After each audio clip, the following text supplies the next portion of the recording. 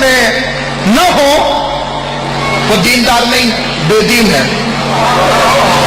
پہلی قیام الصلاۃ، نماز قائم کرے۔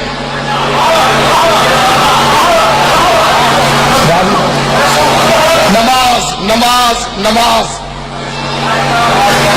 نماز قائم کرے۔ دوسری چیز ہے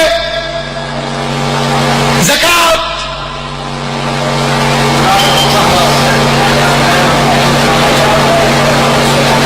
انتظامی امور ہے، زکات۔ تیسری چیز، اپنے گھر کے کام پورے ہو جائیں تو اللہ کے گھر چلے جاؤ۔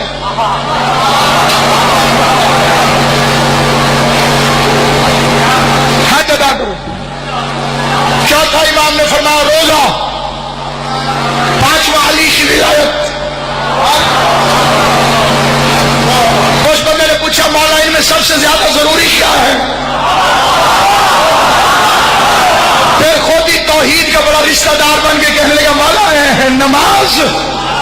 قال لا واللہ لا، اللہ کی قسم نہیں، ہرگز نہیں۔ اس بندے کو پریشانی ہو گئی کہ نماز اتنی اہم عبادت، اسے میں سب کچھ سمجھتا ہوں، سب سے بھاری یہ نہیں۔ اسے کہا اچھا مولا روزہ؟ مولا نے کہا نہیں۔ مولا زکات؟ کہے گا نہیں۔ اچھا مولا حج؟ امام نے فرمایا نہیں۔ وہ چپ ہو گیا۔ علی اور ولی اللہ کا وارث بول پڑا۔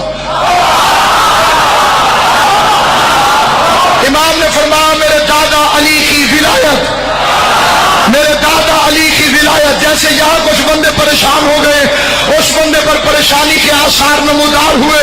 مجمع میں اٹھ کے کہتے فرزند رسول یہ آپ نے کمال نہیں کر دیا۔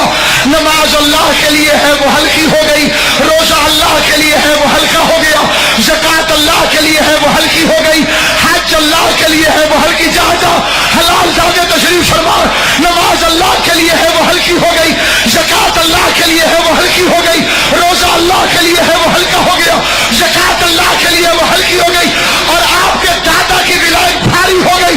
امام نے فرمایا خدا تیرا منہ توڑے، نماز سفر میں کسر ہو جاتی ہے، روزہ مریض کو معاف ہو جاتا ہے، زکات غریب نہ دے، حج پر مسکین نہ جائے، اور علی کی ولایت امیر میں بھی واجب، غریب میں بھی واجب، مسافر میں واجب۔